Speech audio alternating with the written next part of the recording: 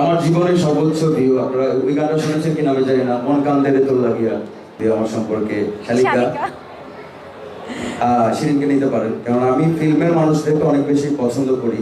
একটাতে গান হয় না, অনেক ভেবে চিন্তে গান করা লাগে। হচ্ছে আমার বাসায় থাকে আমার ওয়াইফ, সে আমাকে অনেকটা হেল্প করে এটার জন্য, এবং আচলই আমাকে বলছে যে অন্য আর্টিস্ট না, তুমি নাচবা, তোমাকে নাচতে হবে। হ্যাঁ, সে ফিল্মের মানুষ, ছোটবেলা থেকে নাচ শিখে আসছে। এবং আমি যখন বাসায় যাই, যাওয়ার পরে হাবিব ভাই আমাকে যে ভিডিও ক্লিপটা করে দেয়, ওটা আমি গোলায় ফেলি। তখন ওই বাসায় যাওয়ার পর শুটিং এর একদিন আগে ও আমাকে বুঝাই দেয় যে এটা এটা এটা এটা।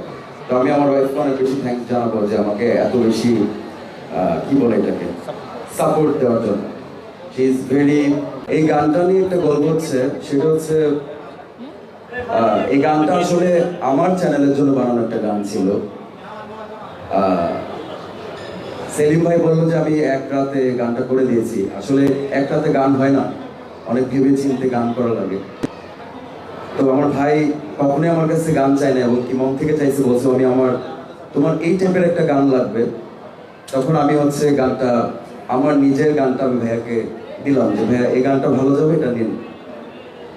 তারপর এখন যেহেতু আমি একটা জুটি নিয়ে কাজ করতেছি, আপনারা চিনেন আমার ওয়াইফ আচল, ওকে নিয়ে বললো যে ওকে নিয়ে করা যায় কিনা। তখন আমি বললাম যে আমি তো ওর সাথে সব কাজই করি, আমি আবার একটু চেঞ্জ করে কাজ করবো। তখন সেলিম ভাইকে আমি অপশন দিলাম, আপনি আমাদের আরেকটা নায়িকা আছে, সুন্দরী নায়িকা, যদি আমার সম্পর্কে শালিকা শিরিনকে নিতে পারেন, কারণ আমি ফিল্মের মানুষদেরকে অনেক বেশি পছন্দ করি, ফিল্ম টাইপের কাজ করতে পছন্দ করি। এবং আপনারা যতগুলো কাজ দেখেছেন আমার, মাতাল, 2 চাকার সাইকেল বা পুরি, এখন রাইট নাও ট্রেন্ডিং 1-এ চলতেছে। আমাদের 2 চাকার সাইকেলও 1 সপ্তাহ ধরে ট্রেন্ডিং 1-এ ছিল, ব্যাক টু ব্যাক ট্রেন্ডিং চলছে আলহামদুলিল্লাহ। 2 চাকার সাইকেল